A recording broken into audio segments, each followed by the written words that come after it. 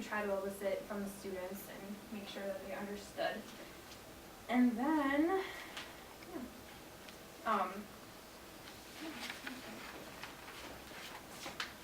okay, the next part would be another activate part. The students would be handed out this worksheet, and they would actually come up with their own questions to ask their fellow classmates about Halloween. This chart is like an example. These are the questions that they could ask to give them kind of an idea, but their chart would be completely blank. They would be in control of what they're going to say. And the students would talk to their classmates, ask them questions of, regarding activities with positive and negative answers, doing with Halloween, and they would also answer the questions that their other classmates asked them, and they would fill out who, can trick-or-treat, who can't trick-or-treat. Figure out, use the can and can'ts, or the do, don't, all those kinds. The teacher will also talk to them to see how they're doing, answer the students' questions, and ask their own questions. This is obviously for Halloween, but it can be changed to whatever kind of activity they're going on or what they're focusing on. The way this relates to ESA is it's a freely communicative practice. We want the students to be able to communicate freely in a calm environment where they are in charge of what they're saying. It helps students helps their communicative skills in a free environment like real life situations. And with this, they can either choose to think of questions beforehand if they feel stressed, or they can think of them on the spot, depending on how they feel they're in charge of how they're going to talk during this period. They would use all the language that they know so far to communicate with their fellow classmates, and they wouldn't have to worry about specific grammar rules or construction of sentences. They are just focusing on communicating. And as the teacher talks to them, they aren't going to, address the errors. They're going to take what they have seen their students do, what errors they have made, and then from that, be able to see what they need to work on with them. So the students are relaxed. They're not worrying about, what's right, what's wrong. They're just communicating with their fellow classmates. Just to clarify, add another point here, as they said before, the students took the model can be positive, and they also took the question form. So they took the question form before. The focus is more in negation, but we're not separating. We're not isolating them. We're integrating everything to our real-time context. So the question format and the title was taken before. And then we came up with a homework page, the very last page of yours. And it is essentially so the teacher can know for sure that the students have learned the basic knowledge that we wanted them to learn. And so we just came up with some sentences like, can you, is it a possibility or an ability? Is it a request, or is it a permission? Can, is it? And then the last part of it was correct the negation. So the first one, he can't carve pumpkins, they smell bad to him. So they'd have to be able to pick out the error and fix it. So it's just kind of a test to make sure that they understand the topic that we wanted them to.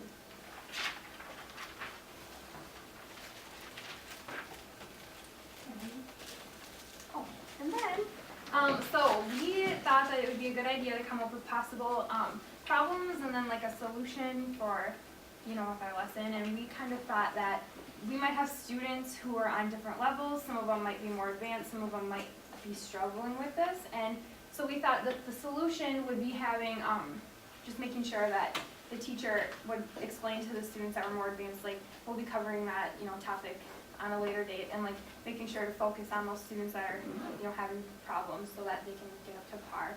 And then the positive of our lesson that we kind of all felt was that the Halloween theme it'll break the culture barriers and help that be introduced also. So we're not just doing homework and things that aren't fun to them. It's things that they're interested in, things that they're kind of learning two things at one time. They're learning about the culture while learning about the negations also. Okay, so for our advantages and disadvantages of this lesson, we thought ESA was really useful for any kind of level of lesson, because you have 3 different kinds of ESA you can use. You can have the line type of ESA, which is really good for beginners. And And then you have the boomerang, which is what we use, and we thought it was really good because you can use it to kind of teach and assess at the same time, because it goes engage, activate, study, activate. So in the first activate, you can kind of assess the knowledge, and the second activate, after you've already taught them what you think they need to know, you can assess that again and see if they've reached that level that you want them to reach. And then you also have the patchwork type of ESA, which is, it's any combination of engage, study, and activate, which you can use for higher level classes, and we thought that was really, really good. But kind of some of the disadvantages, like Candy was saying, is like, if you have a class that is kind of divided in like strengths, like it might be hard to give like a student who's kind of struggling, they may not like get engaged and participate in the activities, and it's hard for the teacher to kind of see where they're at. So like Katie said, the solution is like during the second activate, kind of like talk to that student and see where they're at, see where they need help, and try to do that. And the other disadvantage we thought is it's a lot of pre-planning on the teacher's part to come up with activities and engaging activities that kind of like flow together and work well for the lesson that you're trying to do. Yeah, so this is the end of the presentation. Thank you so much. Do you have any questions for us? So I would carry on Mary's question. Are you going to use this method with your students? What do you think? I think I would. It seems like there's a lot of variety associated with it. Yeah. Like I feel like some of the other methods that have been presented of like, this is how a lesson plan looks, but this you got a lot to work with. Yeah, so you adapt it to your own context. Yeah. And then if you have beginners, you use with them only ESA, that's work, and you know, and if they are very advanced, you use the patchwork, and then you're like high level. I think you vary. I mean, you know, even with this one, I think you can use it with the lower level. But as we read from the literature, like it's more, you know, preferable for like high level students. But I think you can adapt it the way you like. I would definitely use this method, and also I really liked your presentation. I think it was really well presented, and I like it's the best crazy I have ever seen. I have seen a lot of them, but I really like that one. Thank you. Thank you.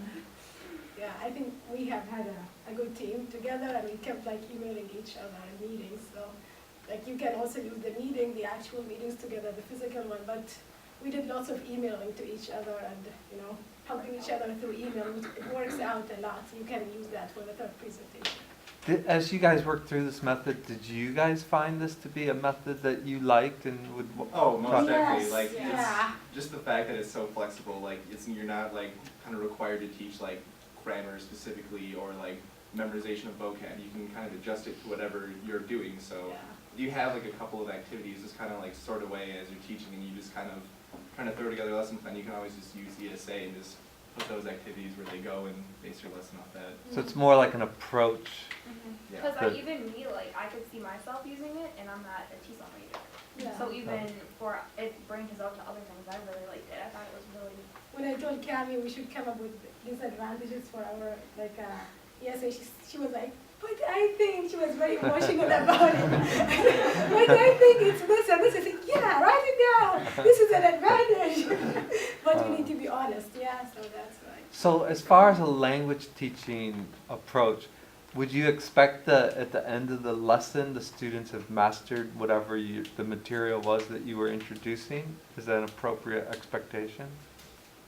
I think it depends on like what you're teaching them. Like if you see that they are struggling still, I mean you could do another, you know, like another set of engage, activate, study, activate, or another combination of it. You just, I mean as personally I don't think you should ever expect students to completely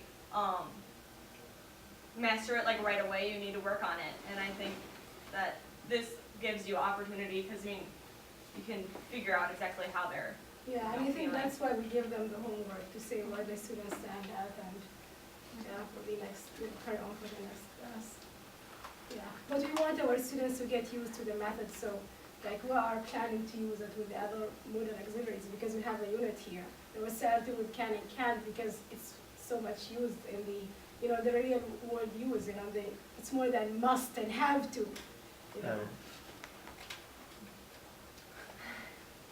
So I'm just curious, what series of SLA do you think would be supportive of this? That's a good question. Yeah. Hmm. Well, I think For me, we look at EASA, I think mainly like we have interaction here and negotiating meaning. Also, there is some input, you know, because it's not an isolated sentence, there was a context. We give them input too, you know, and then, you know, and they also had to notice, you know, when we give them the video to engage them, so they need to notice, and that's why I say, what do you think our lesson is about? So there is some noticing too, so. It's kind of a blend of a lot of different SLA techniques. Yeah. Multiple Yeah. theoretical perspective. Yeah. Good response. Other questions?